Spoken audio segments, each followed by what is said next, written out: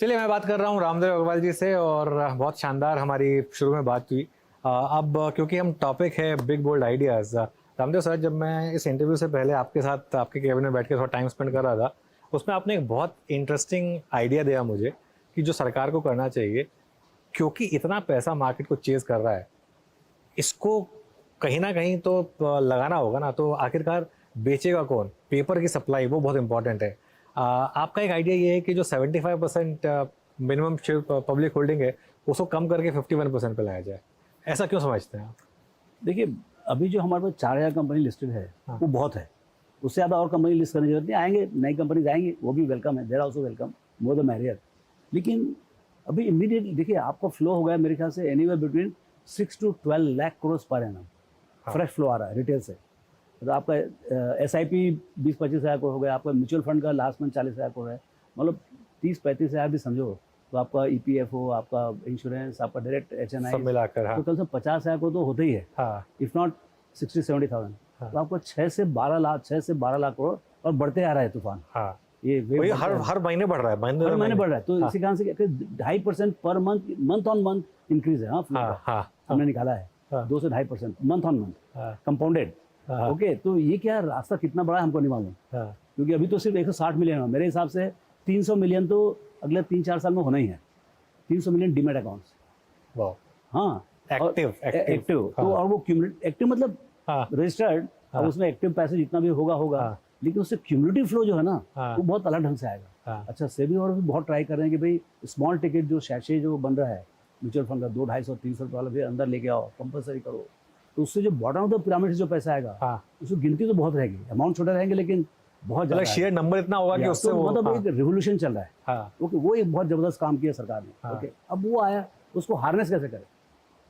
यदि आपके पास है, उसको बराबर इरिगेशन में डालोगे आप, तो वो फ्लड हो जाएगा और पूरा वो डिस्ट्रक्टिव हो जाएगा। हाँ। यदि उसको आप इस एनर्जी को यदि आप हार्नेस नहीं करोगे तो वो डिस्ट्रक्टिव हो जाएगा। हाँ। मतलब आपको सट्टा होगा उल्टा सीधा, जैसे हर्षद मेहता टाइम हुआ था 92, उस समय जो है ना, ऐसे आपका इंडेक्स 24,000 वाला 50,000 हो जाएगा, एक साल में 50,000। मतलब आप समझ लो क्रैश निश्चित है।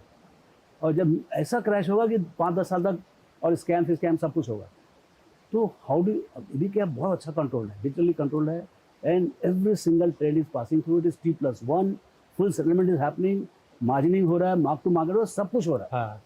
ठीक है ना? तो ऐसा तो मार्केट सेफ है बहुत ज़्यादा। लेकिन यदि बहुत ज़्यादा पानी लेके आओगे तो कहीं ना कहीं तो प्रॉब्लम होगा। उससे क्या है कि आप जो है, यू मस्ट, एक तो सबसे पहले सरकार को चालू करनी चाहिए। They should set the example. इतना जबरदस्त वैल्यूएशन हो गया है, हाँ। 70, 75, 80 लाख करोड़ का है। आपको 5 लाख करोड़ का तो माल सबसे पहले सरकार को बेचना चाहिए। हाँ। आप खरीद लो 50,000 करोड़ का किसमें बजट में, हाँ। लेकिन बेचो 5 लाख करोड़ का माल, ताकि आपका फिस्कल डेफिसिट 5.1 से सीधा 4.5 आ जाए, अच्छा। Without cutting any expenditure. हाँ। तो देयर आर वेज। बाजार यदि इनेबलिंग है, अच्छा आपकी कंपनी भी अच्छी कर रही है, अच्छा उनको फॉलो ऑन ऑफरिंग भी, तो मतलब सब मिला के आपको हाई क्वालिटी पेपर सप्लाई करना बहुत जरूरी है। अच्छा हाँ। इसमें क्या है कि जो आपको 65-75% जो मिनिमम है, why can't you make it 65? 75 कोई ऐसा कास्ट स्टोन तो है नहीं। 65 में आपको कंट्रोलिंग है पूरा का पूरा। हाँ। 60 में कंट्रोलिंग है, थोड़ा टैक्स इंसेंटिव दे सकते हो भाई। आप बेचो तो आपका थोड़ा, एक्चुअल में नहीं बेचो तो आपको 2.5-3% एक्स्ट्रा टैक्स लगा देना चाहिए। अगर जो प्रमोटर नहीं बेच रहा है उसको 2.5-3% एक्स्ट्रा लगा, तो आपसे आप बेच जा रहे हैं पहले, समझे ना?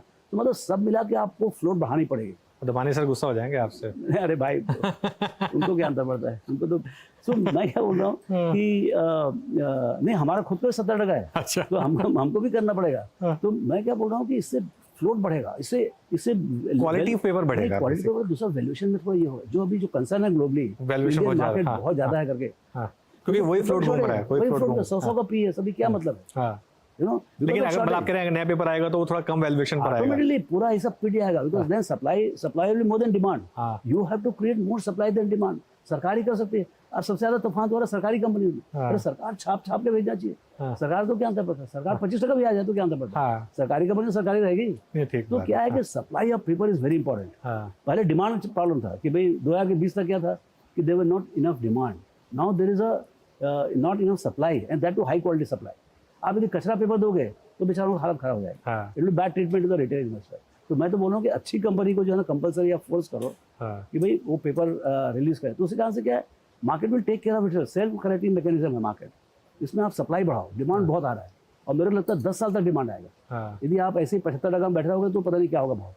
रामदेव सर, जो बात आप कह रहे हैं कि जिस तरीके का पैसा आ रहा है और ऑब्वियसली क्या एक हमारी मार्केट में फिर एक रिस्क है कि विदाउट करेक्शन हम इसी तरीके से चलते रहेंगे, 25,000 Nifty, 40,000 Nifty, 60,000 Nifty, 1 lakh Nifty, इस तरीके से चलता रहेगा मार्केट, जो एक टाइम में जापान मार्केट में हुआ था? नहीं, वैसे नहीं हो, क्योंकि देखिए सप्लाई बहुत है। सब 4,000 कंपनी लिस्टेड है। देखिए प्रमोटर्स बेचने चालू कर दिए। तो देखिए 440 लाख करोड़ का मार्केट है, इसमें 1% भी प्रमोटर बेचता है, 1%, क्योंकि 4.5 लाख करोड़ का फ्लोट आता है, और आईपीओ का और सब मिला के 2 लाख करोड़, तो 6-7 लाख करोड़ का सप्लाई ऑटोमेटिकली बनता है। Self correcting mechanism. आप देखिए liquidity and fundamental, these are two different things.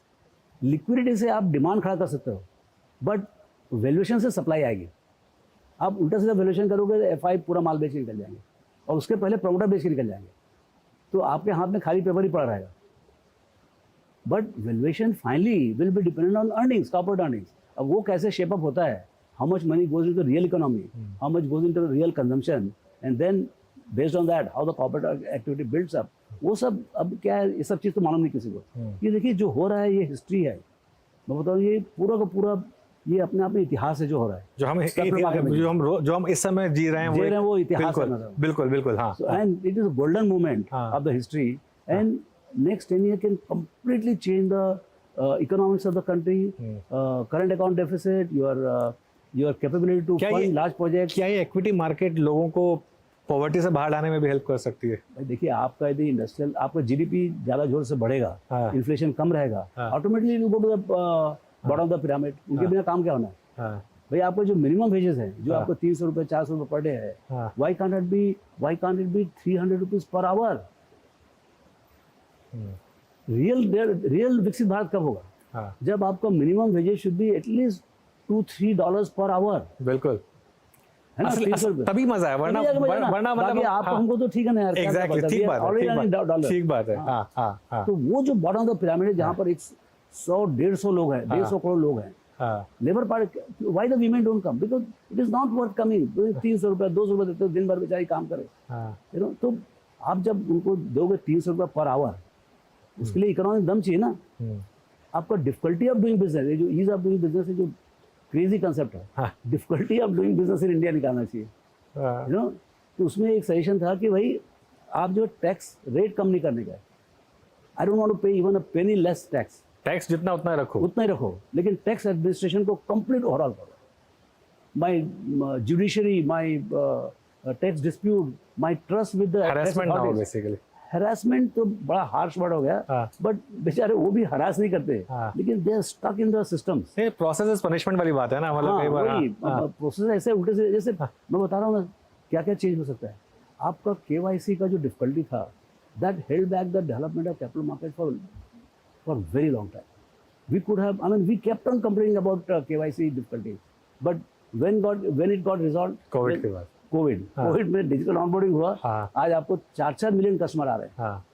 तो अभी आप कह रहे हैं कि अब इसको ये तो बाय डिफॉल्ट हुआ, अब इसके ऊपर खुद फोकस करें। अब नहीं, अब वो तो हो गया, अब तो ये खुल गया रास्ता, अब पैसे आ रहे हैं, अब इसको हार्नेस कैसे करें? भाई इतना इक्विटी आ रहा है जो कभी दुनिया में देखा नहीं है, मतलब जो 75 साल इस कंट्री का गया है इन फेमिन ऑफ इक्विटी। बहुत सारे कॉर्पोरेट प्रॉब्लम्स और पीएससी हो गए, जितने बैड लोन्स और प्रॉब्लम्स है, it is because of that. अब जो है there is a flood of equity from famine, you are going to the flood. तो वो फ्लड को कैसे हैंडल करने का, वो अलग माइंडसेट चाहिए उसके लिए, है ना। तो अब देखिए, अभी आप जाके पूछिए कॉर्पोरेट क्रेडिट का क्या हो रहा है, हर जगह corporate credit quality is going through the roof. The people are prepaying, you know. So the issue is that you cannot have more better and robust corporate credit culture than what you have today in last 25-30 years.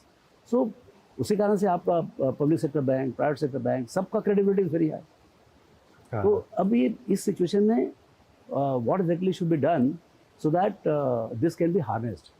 Okay, और कोई big bold idea जो आपके दिमाग में आ रहा हो budget से related या आउटसाइड द बजट? क्योंकि बहुत कुछ तो आजकल जीएसटी के क्या दोगे यार आप, सी इनडायरेक्ट टैक्सेस सब जीएसटी में चला गया। तो 2-4 वो पेट्रोलियम है, पेट्रोलियम और लीकर वाला उसको अंदर ले आओ, वही बहुत बड़ा डिस्कशन है, पॉलिटिकल डिस्कशन है। दूसरा ये आपका कि कॉर्पोरेट टैक्स आपने ऑलरेडी 15-25 कर दिया है, तो उसमें कुछ बचा नहीं है। अभी पर्सनल टैक्सेशन में हम लोग को मांगने का अधिकार ही नहीं है कि लेकिन क्या जो नीचे वाले तबके, मेरे को लगता है 12 लाख तक टैक्स ही मत लगा यार।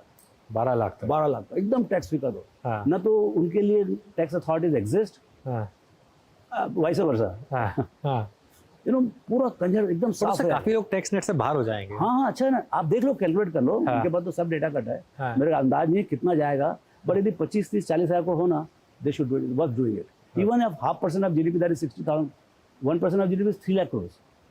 Okay, even if it is a lakh crore for going up to 12 lakh crore, they must do it. Modi ji should do it. Okay, I don't think tax CBDT और सबको करने की हिम्मत है। It has to be done from the boss. तो prime minister को call लेनी होगी, उनको ही कॉल लेना पड़ेगा। It's almost like a political call. उससे हो क्या, see propensity to consume is very high at the bottom. पूरा 90% consumption will go. You just see in 1 year जो डिमांड डेफिसिट है भी सब एफएमसीजी में, मोटरसाइकिल्स में, वो सब में एक लाइफ आ जाएगी। हाँ। और जो थोड़ा बहुत डिस्ट्रेस इसके कारण, फैमिली के कारण से, वो भी ये डॉट और कारण वो भी ठीक हो जाएगा। तो मेरे ख्याल से सेकेंड हाफ ऑफ 24, 25 और 25, 26 बूम ईयर। क्या ये जो जितने भी कंजम्पशन सेक्टर्स हैं, ऑटोज, एफएमसीजी, या यही दिखा रहे हैं? क्योंकि जिस तरीके की रैली हो रही है, मतलब ऐसे तो मैसिव रैली, सी एक तो क्या लिक्विडिटी आ रही है, तो जो भी थोड़ा बहुत अच्छा कर रहा है, मतलब अभी क्या अंधों में कहाँ राजा वाली बात है। जो 10-12% भी ग्रो कर रहा है ना, उसको ऐसा भर भर के लोग, मतलब देयर इज नो सेलर यार, just a demand for it, you know. तो वो जो माहौल है, उसी के लिए मैं बोल रहा हूँ कि आपको सप्लाई बढ़ानी पड़ेगी, आपको कॉर्पोरेट अर्निंग बढ़ानी पड़ेगी। यदि कॉर्पोरेट अर्निंग नहीं बढ़ाना, आप बोल रहा हूँ सब कहानी खराब है। कोई मतलब नहीं, हम कुछ भी कर ले। यदि corporate earnings don't grow at 15 to 20%, और मतलब यानी जो अभी मेरा 1000 रुपये IPS है निफ्टी का, 2029 में यदि 2000 नहीं हुआ, we have a problem. Okay, double होना चाहिए, जबरदस्त प्रॉब्लम। ओके, अच्छा ये रामदेव सर, क्योंकि इतनी बात की हमने, इतने सारे सेक्टर्स चल रहे हैं, बस एक मुझे आपसे पूछना था, प्राइवेट बैंकों में क्या प्रॉब्लम है कि वो क्यों मतलब हर लेवल पर आके इतनी सेलिंग आ जाती है वहाँ पर?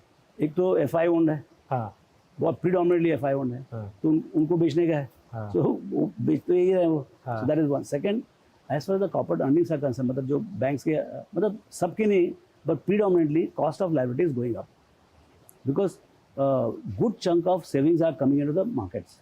तो उधर कोई 7% में फिक्स डिपॉजिट करने तैयार नहीं है, तो अब डिपॉजिट नहीं आएगा। अच्छा, credit growth is very high, तो credit demand is good, but liability supply is limited. तो RBI is keeping the system liquid, but cost of liquidity is high. तो उसी कारण से क्या, उनका NIM is getting compressed. So Rota is also under challenge. And जो to mobilize, पहले automatically पैसे आते थे, अब बहुत खर्च करना पड़ता है to get the deposits. So I think the migration of deposits to the financial markets is hurting them, and it's a long-term trend. It's long-term trend. So I think they will remain a little challenge unless something changes. Okay. अच्छा, एक और चीज़ मुझे आपसे पूछनी थी, पिछले 2-3 साल में मिड कैप और स्मॉल कैप में मैसिव बूम आया है, वहाँ क्या आपको थोड़ा रिस्क लग रहा है इस समय मार्केट में? रिस्क वही है ना भाई कि आपको फ्लो है, फ्लो है तो कहाँ जाएगा। लार्ज कैप में क्या है, FI से आप खरीदने आते हो, सट्टा बैठाने का कोशिश करते हो, तो FI आके बेच देता है, तो वो ठंडा रहता है मामला। Otherwise the 90% of the profit is in the large top 100 companies. You should have the most booming top 100 companies. चलते नहीं होगी, सप्लाई आती है, और मिड एंड स्मॉल में कोई है ही नहीं। आपको जो मस्ती करना करो, आप 100 करोड़ 200 करोड़ में मस्ती आती है, तो उसी कारण से सब पैसा वहाँ जा रहा है। अच्छा, वो क्या रहा है कि आपने म्यूचुअल फंड के ETF लगा दिए आपने, है ना, micro cap, small cap, mid cap, सबके। अब वो जैसे ही वो भाव बढ़ता है, सी आप अलोकेटर्स क्या कर रहे हैं, जो वेल्थ मैनेजर्स हैं, तो बोले ये वाले स्कीम में 25% रिटर्न आया, आप पैसे वहाँ डालो। अब वो पैसे वहाँ डालते हो तो द गेम कंटिन्यूज, चाहे 40 के पियो, 50 का पियो। So who the hell can argue against the liquidity in the short run? You can not argue, only in the long run the weighing machine will come to play. चलिए, एक आखिरी सवाल आपसे, अगर आपको एक मैसेज देना हो, कोई छोटा सा मैसेज फाइनेंस मिनिस्टर को, तो क्या होगा? Difficulty at SSC level about the tax administration. Okay, उसको काम क्या? हाँ, उसमें जो है ना, मतलब बहुत फंडामेंटल थिंकिंग करना पड़ेगा। Most of the my customers, I ask them what you want from the budget, जैसे सर थोड़ा सा हमको जो है ना रिलीफ दिला दो एडमिनिस्ट्रेशन से। ओके, चलिए Ramdev sir, thank you so much, बहुत मजा आया आपसे आज थोड़ा बात करके। मार्केट के बारे में तो हर बार बात करते हैं, आज थोड़ा अलग बात हुई तो ज़्यादा मजा आया आपका। Thank you. चलिए देखते हैं 23 तारीख क्या होता है। 23 तारीख को क्या होता है, बिल्कुल। तो चलिए, ये थी मेरी खास बातचीत रामदेव अग्रवाल के साथ, मोतीलाल ओसवाल के हेड ऑफिस से। उम्मीद करता हूँ कि आपको ये बातचीत पसंद आई।